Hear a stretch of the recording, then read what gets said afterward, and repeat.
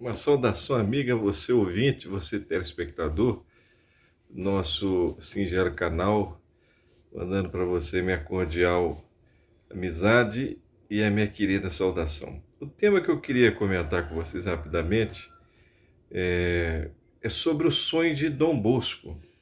São João Bosco foi um santo italiano, mas ao mesmo tempo foi um grande filósofo, foi um grande autor da moral e também da regra cristã.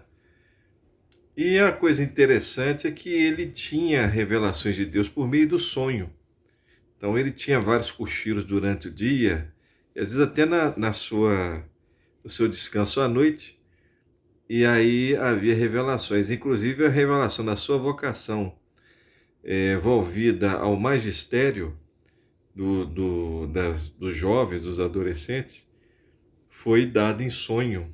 Então Nossa Senhora seria ali a professora, e nosso Senhor lhe daria essa missão de aprender com ela, para que pudesse evangelizar e concretizar mais o reino de Cristo. Mas um dos sonhos de Dom Bosco, que nós vamos observar aqui rapidamente, é que ele praticamente é um sonho, uma visão. Ele se vê no inferno, o anjo da guarda o leva ao inferno, e lá ele percebe que é um lugar assim tenebroso, com vários portões, algumas poucas unidades de níveis de inferno, e o anjo da guarda dele diz que ele poderia só ver algumas partes daquela região tenebrosa. Então há um portão muito grande, esse portão se abre e aparece uma criança, é um menino, não é bem uma criança no sentido assim de ser muito jovem, mas um menino de 12 anos, que parece que pede, como se estivesse desesperado, pede água, ou pede alguma coisa, um auxílio com os dois braços, e nisso um demônio atrás daquele menino. Ele reconhece imediatamente aquele menino como um rapazinho que estava nas suas aulas, sobre as suas ordens, né, sobre a sua submissão, mas que infelizmente tinha falecido e não alcançou a graça eterna. E ele pergunta ao anjo da guarda por que um menino de 12 anos estaria no inferno. Então o anjo da guarda lhe responde que há ações más em todas as idades. E parece que nós não temos consciência quando nós somos meninos, mas nós também praticamos pecado, infelizmente. E o menino corre desesperado, um demônio atrás dele, e aí Dom Bosco tenta ajudá-lo, mas não consegue. Aí o anjo da guarda diz que o tormento daquele menino não é necessariamente o fogo, não é a dor, é a ausência de Deus, é o desespero. Você tenta se apegar a Deus, mas ali já não tem jeito mais, você está praticamente perdido. E uma coisa impressionante, é claro que eu estou comentando com palavras gerais, né? Nós não temos aqui o texto, muito menos o documento para a gente fazer uma análise mais contundente.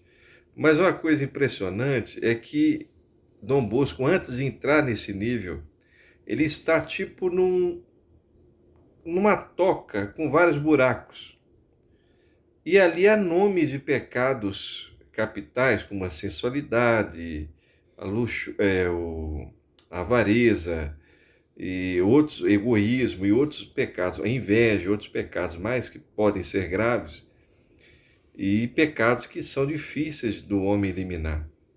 E muita gente praticamente encostava a mão numa daquelas palavras e havia uma ratoeira que pegava a mão e levava ela para o buraco.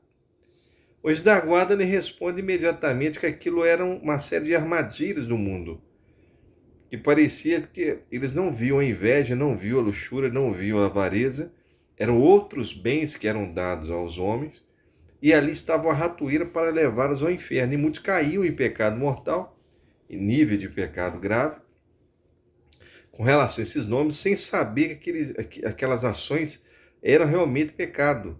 Né? Ou seja, às vezes praticavam o mal naturalmente, né? Porque para a gente ter pecado grave tem que ter consciência. Mas muitas vezes nós pecamos inconscientemente, como Davi pecou com Betsabé, praticamente inconsciente, mas ele conhecia de alguma forma a lei, foi automático.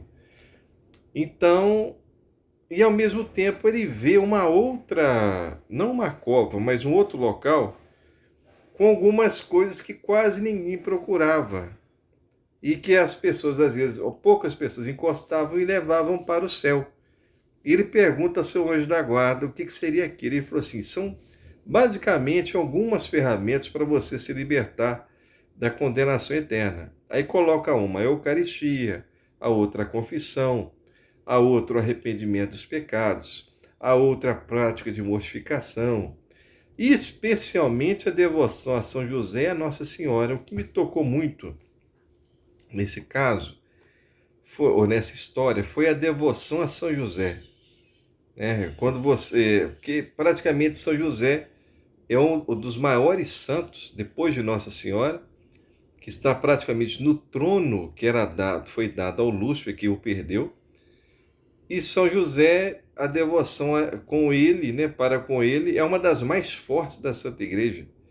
Então não se conhece ninguém que tenha devoção a São José, que ou não tenha tido uma boa morte, ou não tenha tido prosperidade, ou não tenha tido alívio no sofrimento, ou mesmo não tenha tido a salvação. Não se conhece uma pessoa que invoca São José uma vez ao dia e não consiga a proteção contra as tentações ou contra o pecado.